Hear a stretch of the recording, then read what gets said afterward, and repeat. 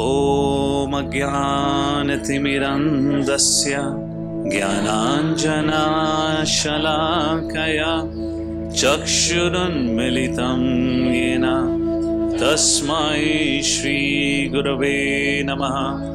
श्रीचैतन्यमनोभीष्टं स्थापितं येन भूतले स्वयं रूपा कदा मह्यं ददाति स्वापदान्तिकं।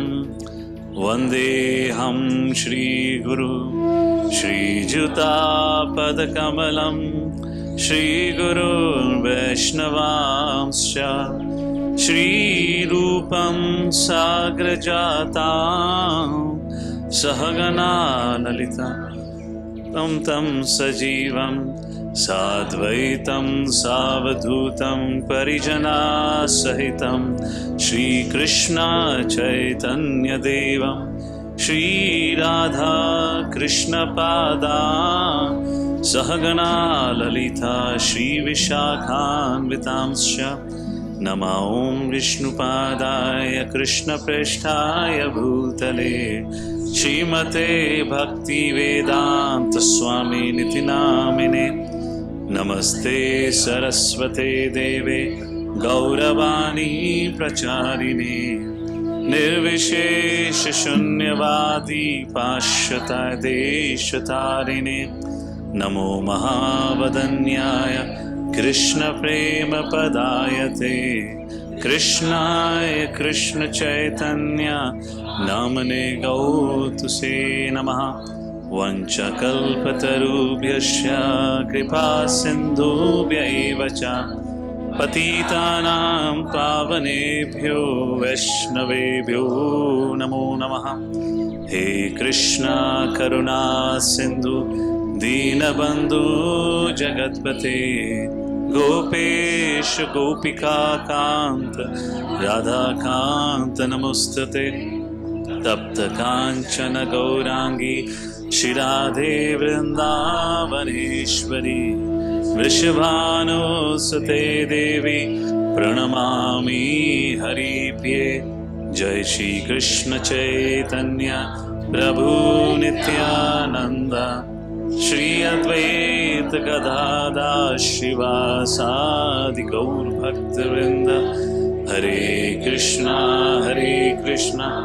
कृष्णा कृष्णा हरे हरे, हरे Ram Ram Ram Hare Hare. Hare Krishna. Thank you for coming, and the subject matter of discussion is chapter 11, the universal form.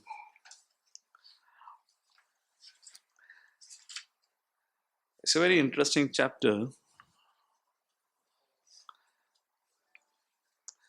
For the second time in the course of discussion of Bhagavad Gita, Arjuna gets terrified. Arjuna is astonished, stunned, and stupefied. First, not exactly the similar kind of experience, but almost like that, Arjuna had right at the beginning of Bhagavad Gita, with which the chapter 1 begins. And looking at the opposite side, seeing his relatives, Arjuna gets bewildered. He is confused. Yet again in this chapter, Arjuna is going to get stunned and stupefied. However, the subject matter is a little different now.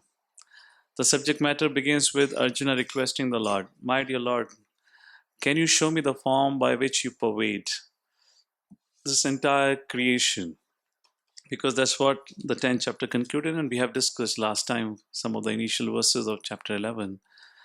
And Krishna mercifully agrees to the desire of Arjuna. And verse number 7 and 8, Krishna says, "O Arjuna, I'm about to show you the form which nobody ever had seen before or will ever see it in the future. However, you cannot see that form with your current eyes that you have. I will bestow to you divine eyes with which you can behold this form of mine." This is verse number 8 of chapter 11. I'll read out the translation. But you cannot see me with your present eyes. Therefore, I give you divine eyes. Behold my mystic opulence. And now, Krishna manifests his universal form, and Arjuna gets darshan of that. Along with that, Arjuna, Sanjaya also gets a vision of that universal form. In essence, that universal form is all about the presence of the Lord, all about all over the universe. Or, in other words, how the universe exists within the Lord. Or, in other words, how everything that we see around sustains, and the shelter of that is Lord Shri Krishna. So, the form that is shown has no beginning and no end, has hundreds and thousands and unlimited faces, unlimited eyes, hands, legs, and the mouth. And through that fierce, huge, infinite, which has no beginning and no end form, when Arjuna sees, at that point of time, Arjuna also sees that the whole army of Kauravas, including all his relatives standing on the opposite side, including Duryodhan, Karna, Bhishma Pitama, Dronacharya, and so forth, everyone is entering into the mouth of this universal form. And the Lord looks in a very, very angry mood. Just like, you get cucumber, kira, and you chew it, you break it and eat it. Like that, literally, Arjuna saw that universal form devouring the armies. Not only the army of the Kauravas, but also the army of the Pandavas. Except for the five brothers, Arjuna sees everyone being devoured in that ferocious form. He sees mouth from which the fire is coming out. And Arjuna is bewildered, he's stunned. He just couple of minutes back, such a beautiful and exquisite form of the Lord was standing in front of him. And a person with whom once when Narad Muni had visited Dwarka, Narad Muni got really bewildered what he saw. Now, Narad Muni getting bewildered means has to be something bewildering. We keep getting bewildered, is not a big thing. But Narad Muni getting bewildered means there has to be something really strange. And you know what he saw? He saw Arjuna and Krishna sleeping on a same bed. And Arjuna's feet are kept on the chest of Lord Shri Krishna. And Narad Muni is confused. Do you agree now? He has a genuine reason to be confused. Because Narad Muni knows who Krishna is. It's not that Arjuna doesn't know, but the rasa was different. Between Arjuna and Krishna, it was a Sakya rasa in one sense. That's what their eternal rasa had been. So Arjuna did not see the Lord, just like Mother Yashoda would never see the Lord or, Krishna as the Lord. Was always in the mood of a mother. I have to protect my child. And for Arjuna, Krishna was his friend. Now, when he sees the two-handed Krishna turn into such a huge, gigantic mammoth form, which is devouring everything, which is destroying the whole thing, Arjuna is shocked. He's taken aback. He doesn't know what to think about it. And he says, "Who are you? What is the purpose for which you have come? What is your mission?" He's so taken aback, he forgot that the same form, which a couple of minutes before was his Krishna, who he has seen all his life. And then the Virat Rupa begins to speak. Who am I? And says, Kalosmi, I am the time, I am the destroyer, and have come to destroy everything.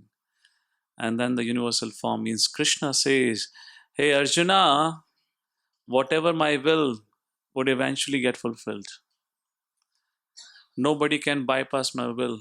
Become my nimitta matram. Become the instrument of my will. If you do so, you get all the credit. You've already seen that all the Kauravas and everyone on both the sides of the army will be destroyed except the five Pandavas.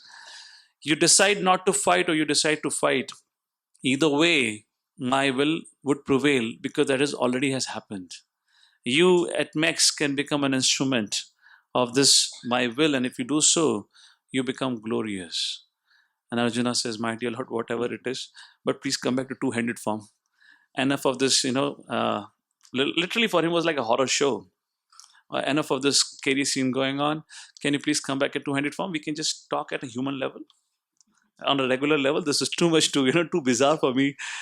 Imagine, you have somebody standing in front of you, immediately he becomes like something, jiska na kuch ant na beginning, and what would you think about it? And he's devouring. Like that, this discussion goes on, and there are some very interesting lessons, something to bring out now, and then I'll bring it some other lessons later on. Some of you are aware about, let's put it this way, there are different paths of transcendentalists. One path of transcendentalists believes in the personal form of the Lord, that is called as Vaishnava school, in which they believe the Lord has a personal form like you and I, with whom we can have a relationship, just like Mother Yashoda had or Arjuna had, and so forth, gopis and gopas. There's another path of transcendentalists which believe the Lord does not have a form. He is formless. And that formless takes a form of Virat Rupa, which is also temporary, which they also recognize. And they believe the Virat Rupa is actually the cause of all the forms, either be Narayan, Ram, Lakshman, Narasimhadev, Varadev, Lord Shri Krishna, whatever or not. And there is, because of that, historically there has been a lot of debate. Does Lord has a form or Lord does not have a form? However, if you look through this chapter, when Arjuna asked, my dear Lord, please show me that form by which you pervade everywhere, it is not the Krishna manifested from the universal form. Who manifested from whom? The universal form came from Krishna. And that is one of the reasons why Arjuna asked, not for himself, but for all the time to come to settle the debate, the Lord Krishna is the source of all. Second point of debate is four-handed Vishnu is great or Krishna is great? We discussed a little bit last time about it. Generally, people think because that form has two additional hands, so it has to be superior. Two-handed has to be inferior to the four-handed. So Vishnu is superior like that. That's a general understanding.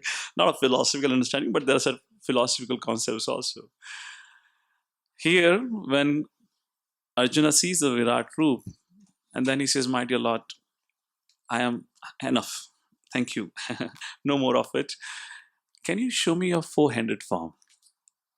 In this chapter, then Krishna shows a four-handed form. From where does that four-handed form came? Again from Krishna. And then finally in the end, after being satisfied by seeing the four-handed form also, then Krishna takes the two-handed form on the request of Arjuna.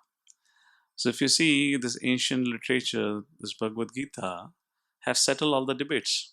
If only we all can open the book and read it, all our doubts will be cleared.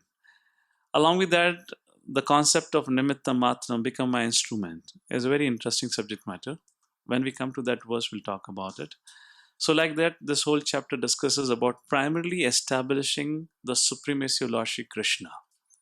And after seeing that, the realizations of Arjuna, which he would share during there's a section of prayers in this chapter that we'll look at it. But before that, we'll have a little visualization, to see it exactly how it looks. Can we switch off? Because somebody last time asked me if I can share in my language about this Virat Rupa.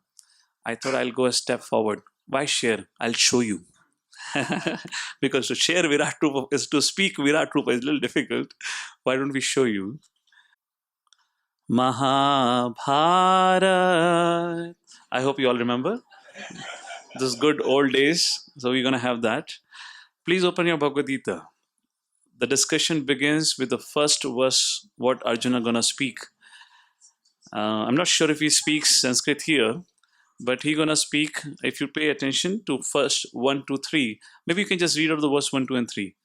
And this version I felt it was quite inclined or quite aligned with what Bhagavad Gita says. That's the reason we got this version. All right, let's take a look. Hopefully sound works. Verse 1. Lord Brahma said, O my Lord, today after many years of penance, I have come to know about you. Oh, how unfortunate the embodied living entities are, that they are unable to know your personality. My Lord, you are the only knowable object, because there is nothing supreme beyond you. If there is anything supposedly superior to you, it is not the absolute. You exist as the supreme by exhibiting the creative energy of matter. Something like that, Arjuna said in verse number 18. You are the supreme primal objective. So, because you might say Arjuna was friend of Krishna, so maybe he was pampering. So I brought Brahmaji in picture. Just as a second reference for all of us. Okay, let's take a look at the second verse. Someday, if you get a chance, read it. Very, very beautiful things Brahmaji speaks in this particular chapter. After expressing the Lord Shri Krishna as the Supreme Personality of Godhead, then he speaks about the unfortunate situations of the living entities in this world. And so wonderfully, he analyzes the situation of us in this world. Very beautiful statements made by him. And after all, everyone knows Brahma is our supreme father and grandfather, as we say. From him, everything have come. Text number 2, 3.9.2, translation.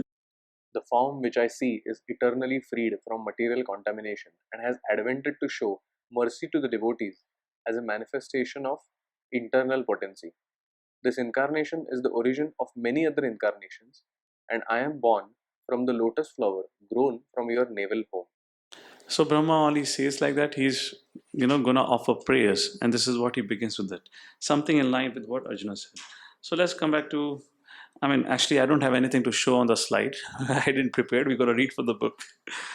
Continue. Text number 20 onwards now. Text number 20.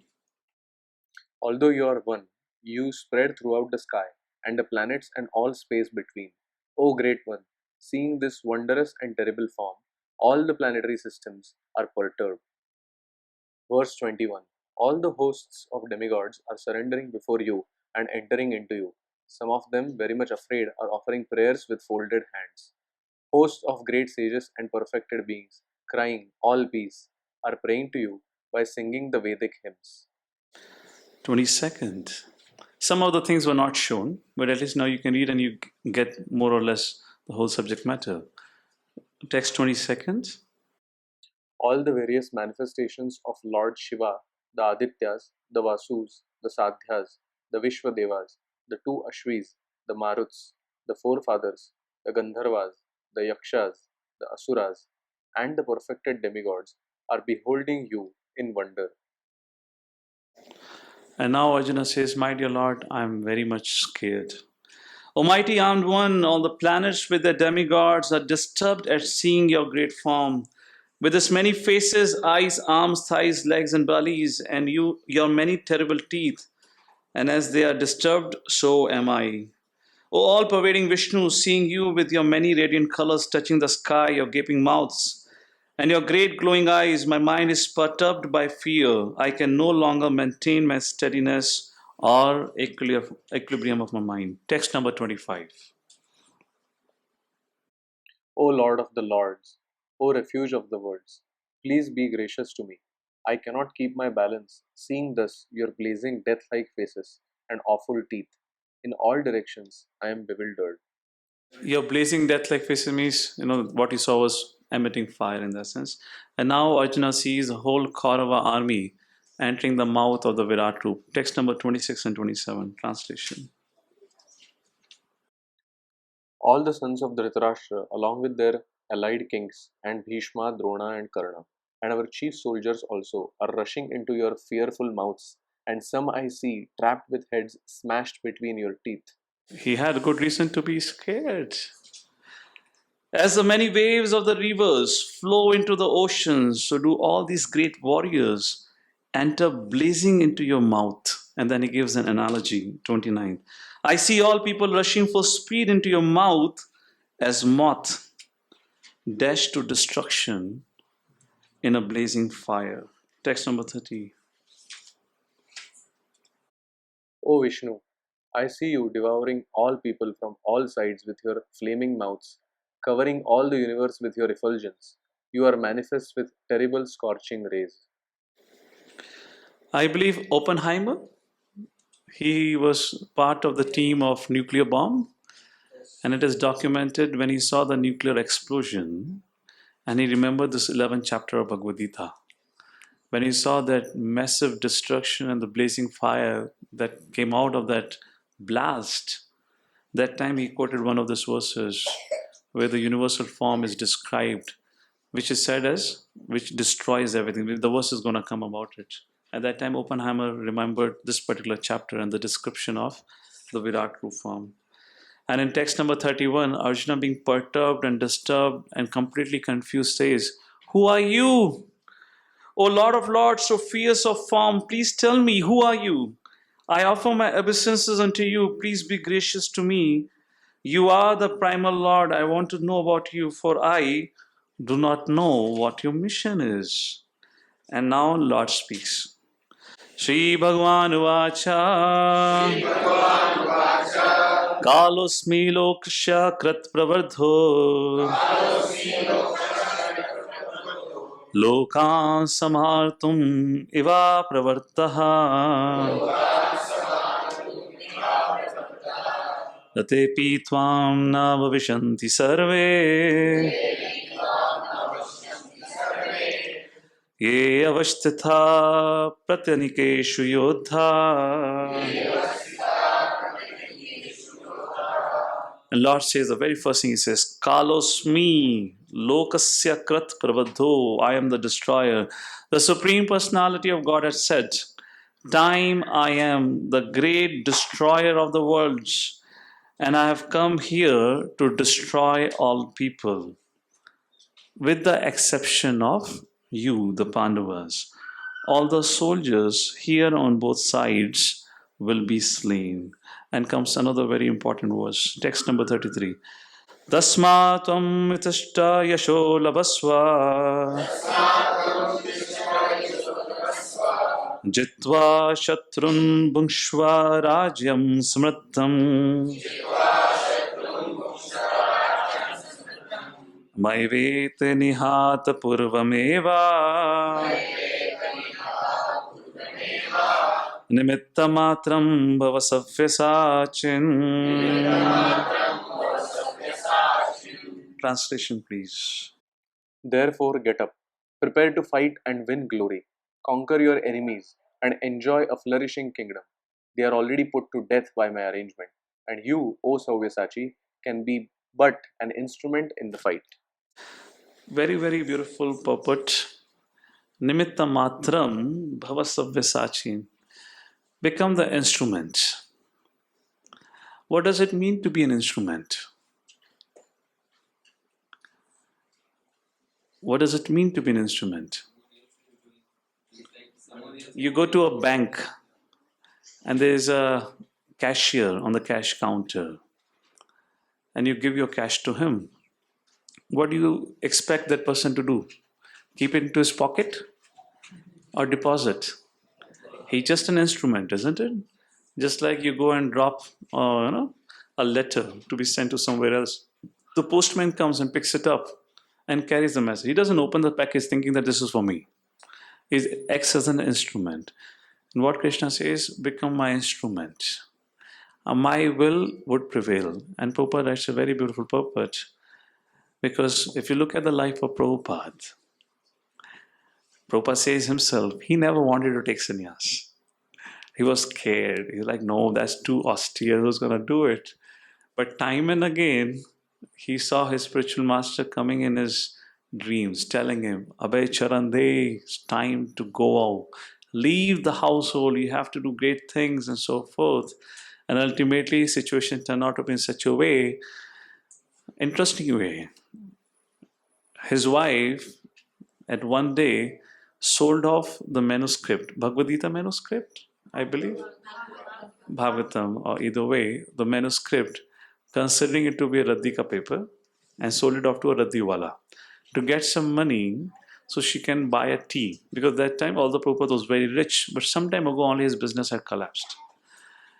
And when Prabhupada came back home as Abhay Charande, householder, and he saw the manuscript was missing. And Prabhupada said, or Abhay Charande at that time said, enough is enough. And he asked his wife, you want chai? You want tea or me? Prabhupada said, you have an option. Choose tea or me. And probably wife in a jokingly mood said, I choose tea. But Prabhupada took it seriously and Prabhupada walked away. And when Prabhupada talks about it, it was just an incident, I had never imagined would happen like that. And Prabhupada says in the purport, in the context of, if you become an instrument of the Lord, all glories come to you. But who does the work? Everything is done by the will of the Lord. And if you look at what Prabhupada did, it was already forecasted. Bhaktivinoda Thakur, just before the appearance of Srila Prabhupada in 1896, that time only he wrote a book where he prophesied very soon the great general of the army of Lord Chaitanya Mahaprabhu is going to descend to this world and take this Harinam in every town and village all over the world. And not only take, he'll bring people from all parts of the world, of all different races, of all different religion, to this great land of Mayapur, and everyone will come here with raised hands. They'll chant Nitai Gauranga. They'll sing the glories of Lord Chaitanya Mahaprabhu, which at that point of time was not known even outside of Bengal. Even in India, people have forgotten about Chaitanya Mahaprabhu, Nityananda Prabhu. And that person would come. And the same year, Srila Prabhupada was born. And Prabhupada, through the purport, tries to bring out the idea. It is in a good interest of us to align with the will of the Lord. And if we do so, then our life is successful. And if we don't do so, then something like Dhritarashtra. Something like that happens. Let's read the purport, please. Text number 33, purport. Savyasachi refers to one who can shoot arrows very expertly in the field. Thus, Arjuna is addressed as an expert warrior capable of delivering arrows to kill his enemies. Just become an instrument. Nimitta matram. This word is also very significant. The whole world is moving according to the plan of the Supreme Personality of Godhead.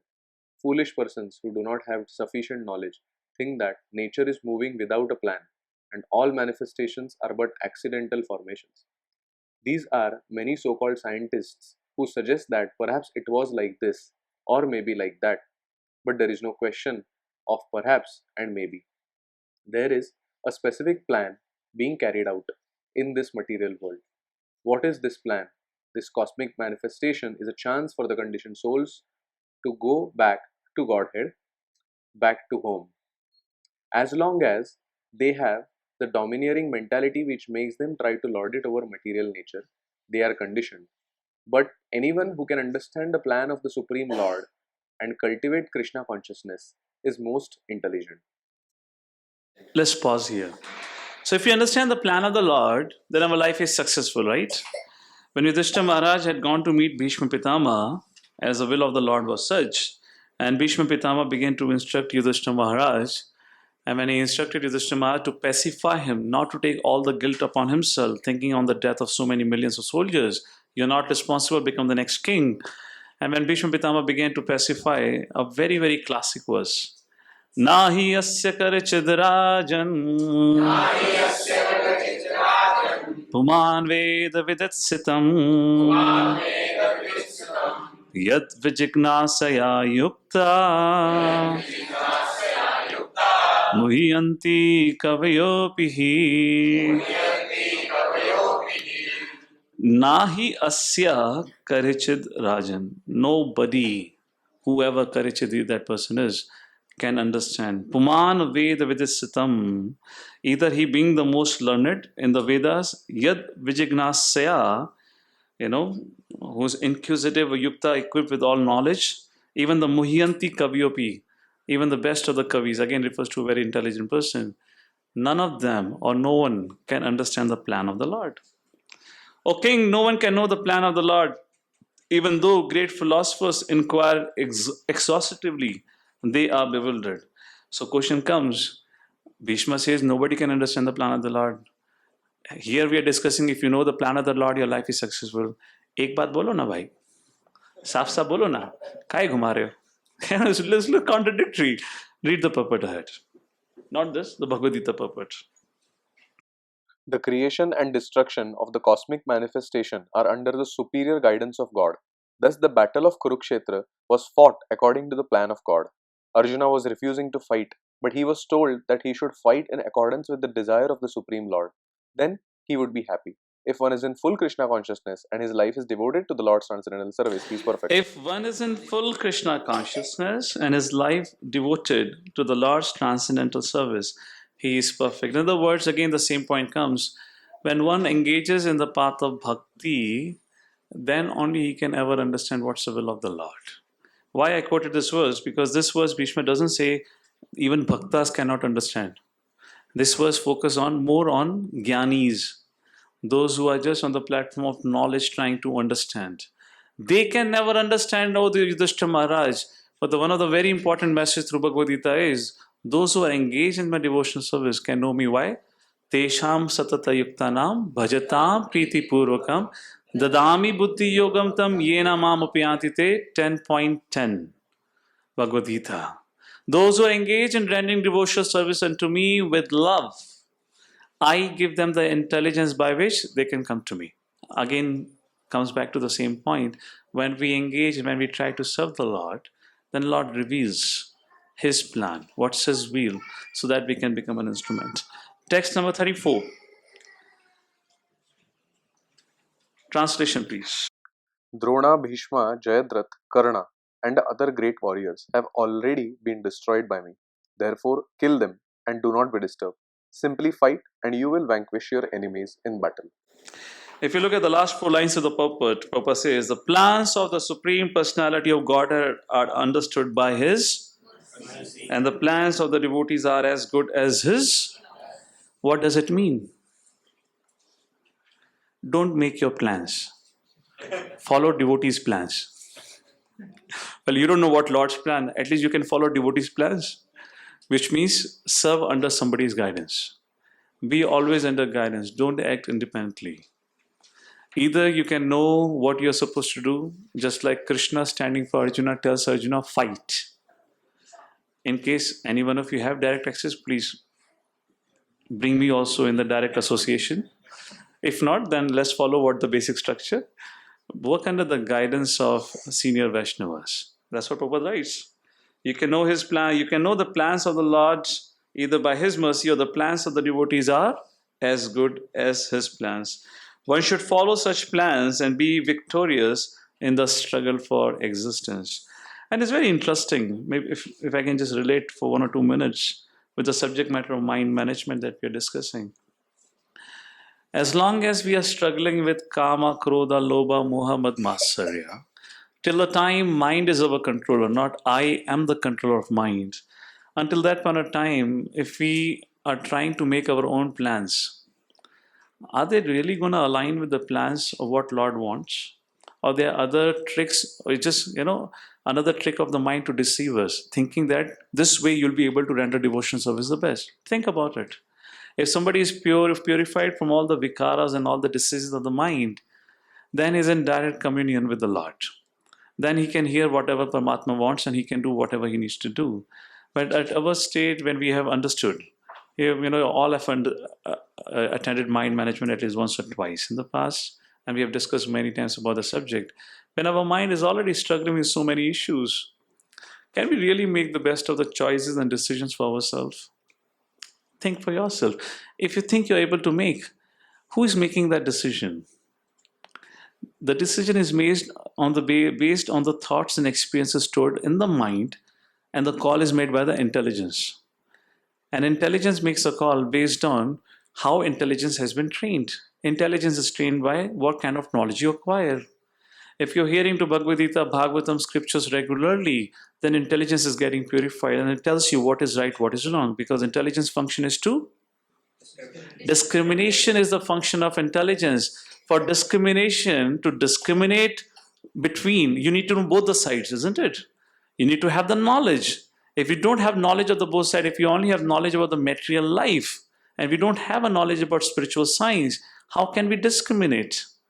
How many of you think we're going to make a wrong decision? Isn't it? That's going to happen.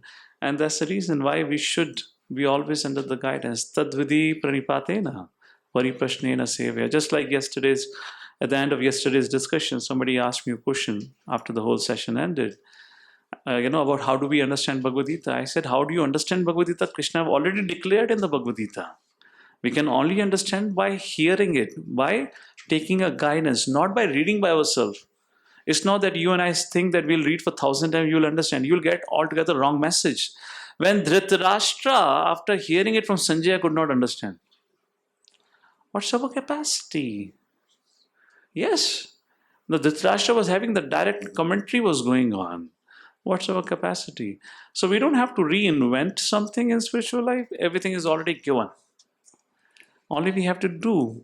And it's a very simple thing. However, it becomes complicated when we make things complicated. नहीं, मैं वही करूंगा जो मेरा मन कहता है, क्योंकि मेरा ही मन परमात्मा है. मैं ही परमात्मा हूं, जानते नहीं आप. That's what इच्छा प्रबल जिसकी बात है, तो it's just like he's too attached to his idea. Knowing what's our condition, how can we be too attached to our ideas? Okay, let's go to next verse. Let's begin with 36th verse. We're going to cover up to 45th today. Arjuna now begins to offer prayers to the Lord. He understands, oh, this is a supreme personality of Godhead. And now he begins to offer prayer because he is in the mood of awe and reverence. Please read it. 36th translation. Arjuna said, O master of the senses, the world becomes joyful upon hearing your name, and thus everyone becomes attached to you. Although the perfected beings offer you their respectful homage, the demons are afraid and they flee here and there. All this is rightly done. Okay, 37. O great one, greater even than Brahma, you are the original creator. Why then should they not offer their respectful obeisances unto you? O limitless one, God of gods, refuge of the universe, you are the invincible source, the cause of all causes, transcendental to this material manifestation. This is one chapter where directly it is proven who is the Supreme Personality, leaving no doubts around for anything.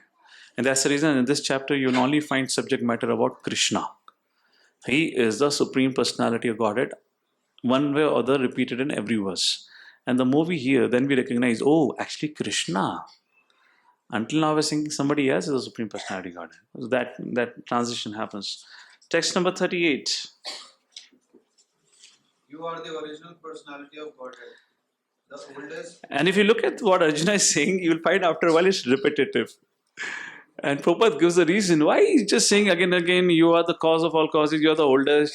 One verse later on, something here, then he mixes and he says.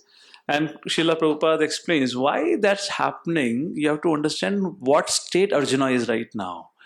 Arjuna is shocked. He's a little bit in ecstasy also, but he's shocked looking at this, terrible experience of the Lord. And now he wants to offer prayers. So what he's offering is just whatever is coming, whatever best he's able to offer, he's offering.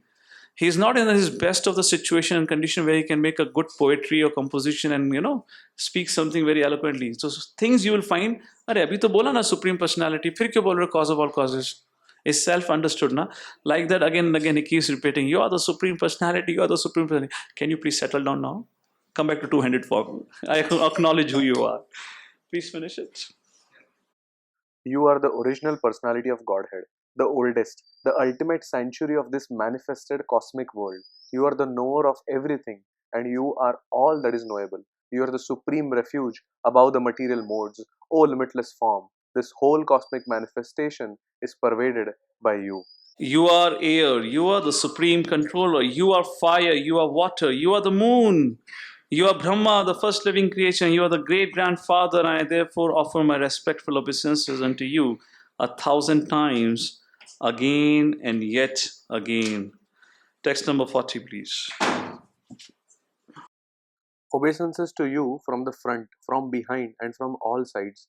O unbounded power, you are the master of limitless might. You are all pervading, and thus you are everything.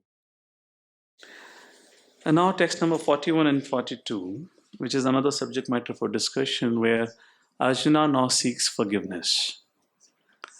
He says, my dear Lord, गलती हो गई. हाँ, अभी तक तुम्हें सखा माना, तुम्हें अपना घुड़सवारी बनाया हुआ है, chariot driver, you're my charioteer, but you are something different.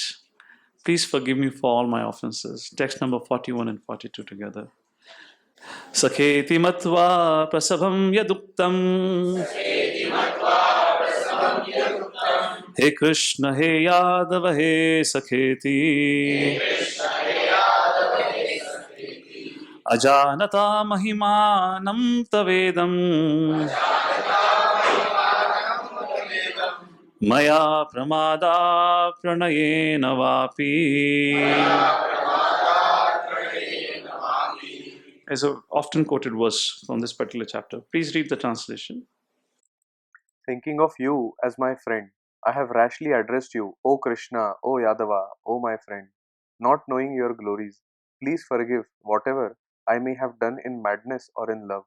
I have dishonored you many times, jesting as we relaxed, lay on the same bed, or sat or ate together, sometimes alone and sometimes in front of many friends. O infallible one, please excuse me for all those offenses. If you look at it, prior to this, Arjuna acted as a friend to the Lord, and Lord acted as a friend. Question comes, can we also act like that to the Lord? Now, because what's going to happen, Krishna says, mention not. Don't worry. No problem, no problem. That's all right. I understood. Now, if you and I have to do with Krishna, by the way, can we act like how Arjuna acted with Krishna? Why not? Why you consider yourself to be so? Why you can't act, Baba? If Arjuna can act and can put his hand across the shoulder of Krishna, can put his feet on the chest of Krishna, can tell him, become my charioteer, why can't we? But Arjuna can do. Krishna did not mind it at all. However, Arjuna got worried, but Krishna said, no, that's all right. Don't worry, don't worry. You're mine, still mine. Why can't we do? If you think we can't, why not then? Oh, we love Krishna. What's the problem? I'm saying if we act like Arjuna, can we act like Arjuna acted towards Krishna? We said, no, why no? Yes, no, I agree. Why no? There has to be reason for everything, na? Yes, Abhishek. We will consider ourselves as God. Okay, good. We don't have that intimate relationship. Okay. But what if you think you have intimate relationship? Then can you act? हम सोचने तो कुछ भी सोच सकते हैं ना, सोचने की तो कोई लिमिट नहीं है नहीं है, वो बात की बात है, हम सोचने में तो माहिर है। और कुछ? Yeah. He was thinking of Krishna all the time, day and night. While Okay. sleeping also, Kamsa also was thinking day and night. he was Okay. Anything else? Because we know who Krishna is. Okay. So what do you think after this? Krishna walked down off the chariot and said, now because I'm the Supreme Personality, Arjuna, you drive a chariot, I'm going. Didn't happen like that, na? Last attempt, yes, please. We don't have that heaps of pious karma like the koala and Arjuna is having. So we have to physically. Okay. Philosophically right. Okay. See, the fundamental reason we all are here is because of envy of the Supreme Personality of Godhead. It's a nature. Please pay attention if you want, write down. This is how we act. Our nature is to bring down everyone on our level. Have you noticed that? Even if somebody is a senior superior to us, in the beginning we may have some respect, but we very soon look at him thinking that either he has come down to our level or we have risen to his level. We find it very, very difficult to maintain that relationship of awe and reverence and relationship. Yes? Why? Deep-rooted envy. If we have to act like that towards Krishna, it would be out of envy, not out of love. Why Krishna decided to speak all this thing to Arjuna?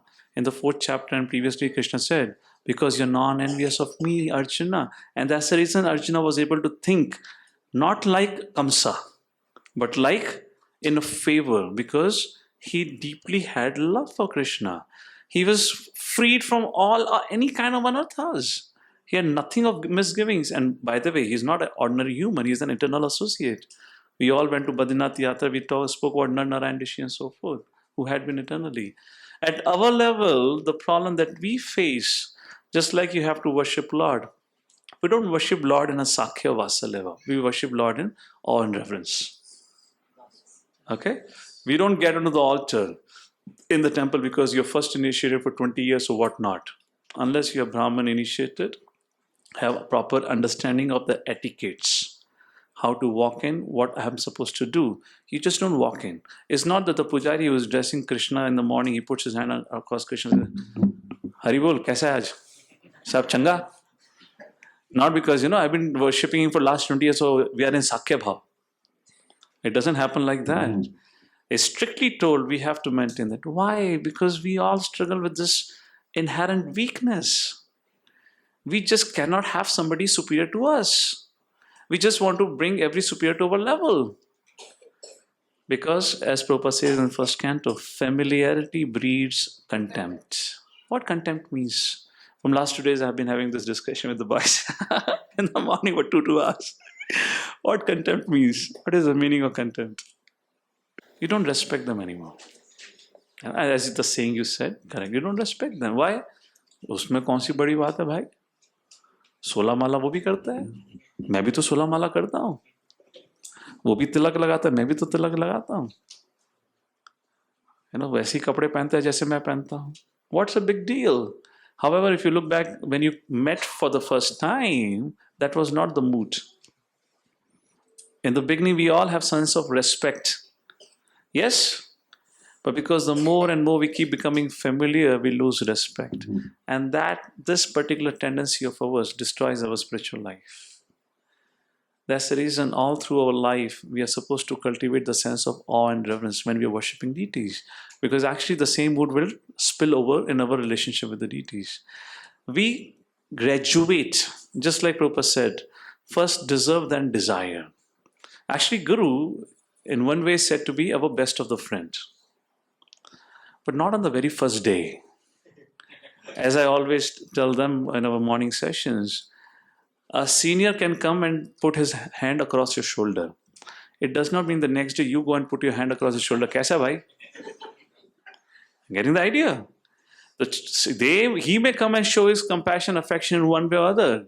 He may come and crack joke with you, laugh with you. Does not mean now you go and joke with him. Hey, dhoti kaisa pehanta? Pehna nahi aata, something like that. You could start pehn. No, we don't. And that's the reason one of the symptoms of to understand that we are actually growing is how much deeply we are understanding etiquettes. Now, this is something could be meant for those who have been coming around for a while. I'm speaking to that audience, not those who have come recently. The subject matter could be new to them, so don't worry too much about it. But those who have been practicing for the last 4 or 5 years, please don't underestimate thinking that one instruction is okay, another instruction is not okay. Tad vidhi pranipatena paripashnena sevya, for always. It doesn't say that after a while, now the Guru sits on your feet and you give him answers.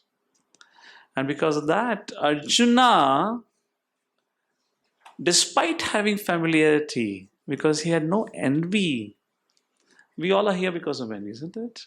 For the Supreme Lord, and that envy manifests to different living entities. Because he didn't have any envy for the Lord. Lord not even once got disturbed by his familiarity.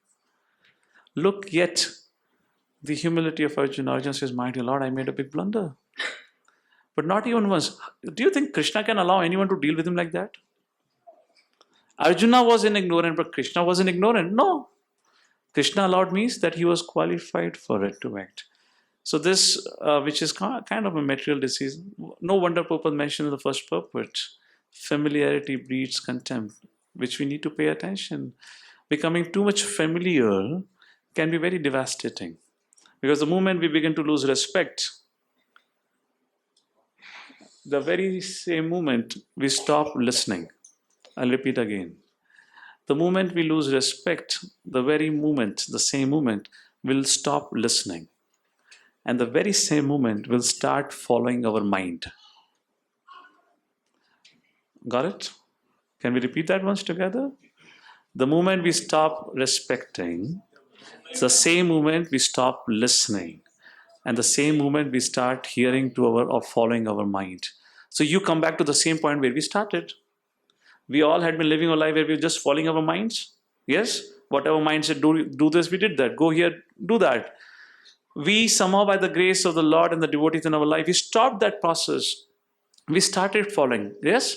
Chant 69, started chanting. Put tilak, applied tilak. Put kantimala, chalo. Come for yatra, come for yatra, come for programs. We did that all. Now suddenly we decide not to listen anymore. Where did you go? Upward, downward? You go spiral down in 180 degree. You go back to the beginning point.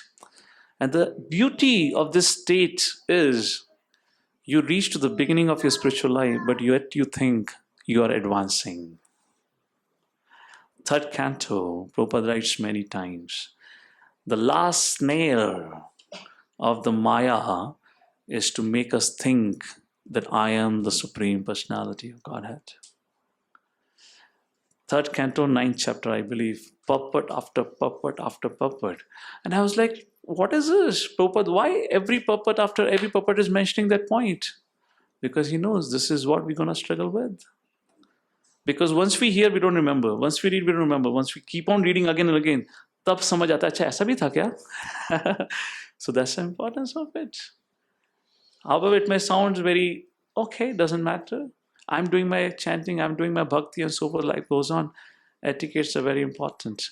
That's the contrast here. Why Krishna did not got offended at all with Arjuna's behavior. Read what happens in the 43rd and 44th and 45th, and we'll pause for today with that. A beautiful puppet, you can read it out. We'll go ahead. Text number 43. Translation, please. You are the father of this complete cosmic manifestation, of the moving and the non-moving. You are its worshipable chief, the supreme spiritual master. No one is equal to you, nor can anyone be one with you. How then could there be anyone greater than you within the three worlds, O Lord of immeasurable power? Yes. I mean, that was his always emotions towards the Lord. Text number 44. And he again asked for forgiveness. 44, please. You are the supreme Lord, to be worshipped by every living being. Thus I fall down to offer you my respectful obeisances and ask your mercy. As a father tolerates the impudence of his son, a friend the impertinence of a friend, or a husband the familiarity of his wife, please tolerate the wrongs I may have done to you. Why Arjuna is asking for forgiveness?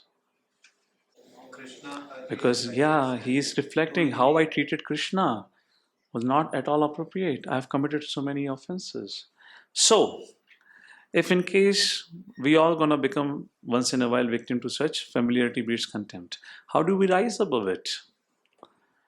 It's very simple. Just ask for forgiveness and move forward. And make a point not to repeat it. Getting a point. It's not the end of journey. This is a thing which because we are humans, humans tend to make errors, fine enough. And that is how we rise these things, not make a big issue. I'm speaking this point because somebody today morning only asked this. How do we rise above this? The moment you realize, ask for forgiveness. I'm so sorry I became victim to my mind. And move forward. The moment we share our heart, the subject matter is closed. Unless then, it remains an issue. And the last verse for the day, where 45th verse, Arjuna says, my dear Lord, enough of the horror show. Let's come back to the original two-handed form. But before that, can you please show me a little break, interval? Give me a four-handed form, 45th verse.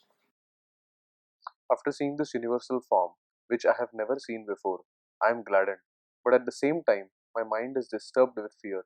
Therefore, please bestow your grace upon me and reveal again your form as the personality of Godhead, O Lord of the Lords, O abode of the universe. 46th verse, I'll read and I'll pause it. O universal form, O thousand-armed Lord, I wish to see you in your four-handed form, with helmeted head and with club, wheel, conch, and lotus flower in your hands. I long to see you in that form. How many of you had an experience when you came to Krishna consciousness in the beginning? Everything looked incredible.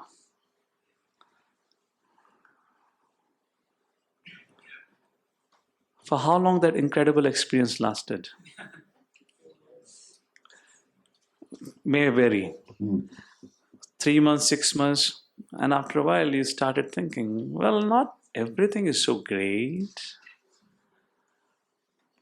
You know, after all, material life is not that bad. Once in a while, little break is okay. We can go and watch some movie and some things like that. Why attend every weekend program and so forth? Yes? Have you had gone through those phases? I'm speaking to again to the community who has been around for 4 years. That I'm addressing them, specifically saying so the newcomers don't get surprised. What's going on, Baba? हमें तो कुछ experience ही नहीं हुआ अभी. That's all right. You can take it as a forecast. Okay. What to do is a mixed audience here now. Now we have to address something what is needed for those who have been practicing for a while too. Why suddenly what looks so incredible to you will begin to lose that taste? Why we begin to lose experiences? is familiarity breeds contempt. We begin to take things for granted, as she said rightly. Chanting all right, Kirtan all right, association all right, daily तो होती है क्या problem है? Darshan all right, programs all right, yatras all right, everything all right, material life fantastic. That is the conclusion comes. So in itself is a subject matter to delve more deeply. I'll not go much on this. Maybe some other forum where we have, with at least with this group, will address the subject matter. But these are the challenges, which are common challenges that we all face when we are growing. And these are essential reminders that we need to learn why wherever we are and what to do with it and how to rise above it. Or else we can really get stuck into it and we can still keep thinking, I am so great. I'm growing so nicely. And the more and more we become victim to our mind, and more we become averse to following anything and anyone. And even if we want to follow anything and anyone, we select who we want to follow, not who we are supposed to follow. So even if we want to take any guidance, the guidance is not with an objective to follow. Just it's like a window shopping. You ask him, ask her, ask him, ask her, and whoever speaks what you wanted to hear, Prabhu, you are absolutely right.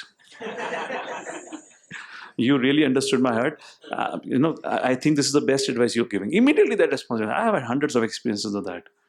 And now I understand, I know why, I guess I spoke your mind. That's the reason you feel like that.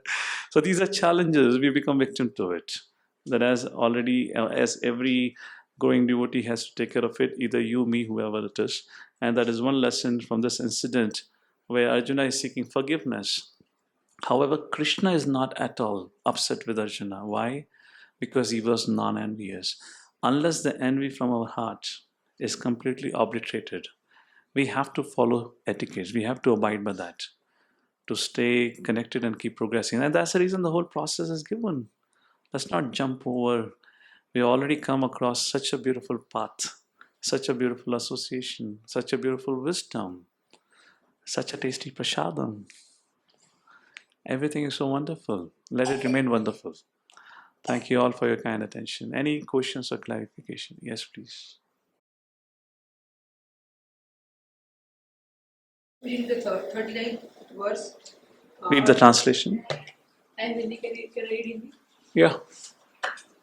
So in this Arjun is saying कि आप वायु है तथा परम नियंता भी है, आप अग्नि है, जल है तथा चंद्रमा है, आप आदि जीव ब्रह्मा है और आप परम पितामह है, अतः आपको हजार बार नमस्कार और पुनः पुनः नमस्कार है. So he's saying that आप अग्नि है, जल है तथा चंद्रमा है. लेकिन थोड़ी देर पहले while he was looking at the form, he was saying कि sun and moon are your eyes of the universal form. What he's saying that they all have come from you. Just like in the previous chapter, 10th chapter, Krishna says, among the mountains, I'm the Meru. Among the rivers, I'm the Ganges. Which means, what he's trying to say, none of them are independent of you.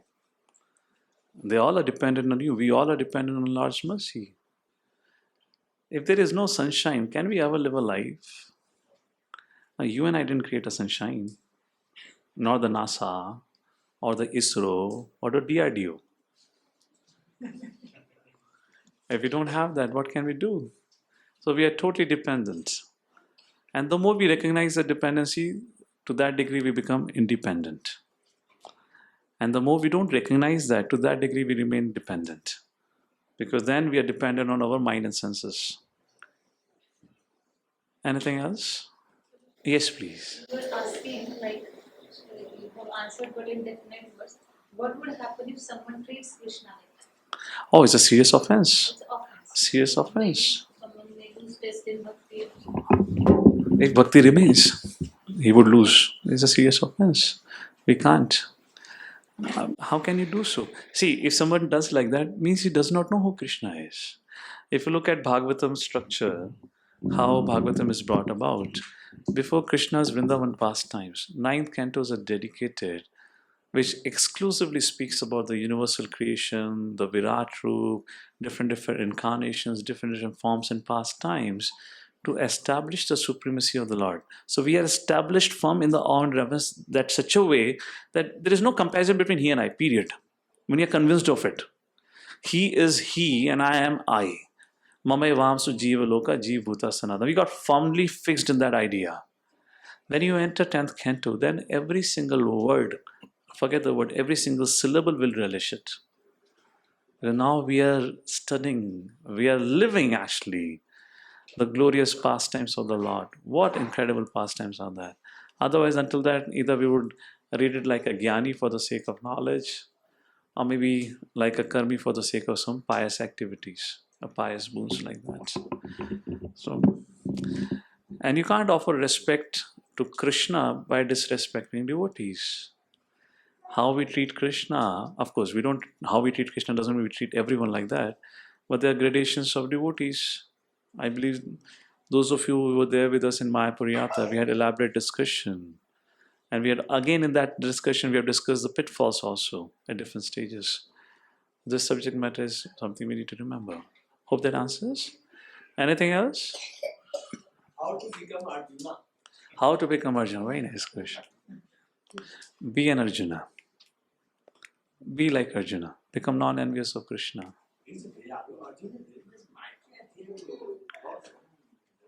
Well, that cause of his mightiness and the cause of his skill was Krishna, because Krishna wanted him to be an instrument in killing and destroying the army of Kauravas. If Krishna wants you, just be a healthy 60-year-old, 50-year-old man, teach yoga to the residents of Blue Ridge people. He'll give you enough strength for that, and be happy with that. And you become Arjuna of Blue Ridge. So that's, what our capacity and what Lord wants us, that happens. So we don't have to become like Arjuna, be Arjuna in the values, what Arjuna represented. Be in his relationship with Krishna.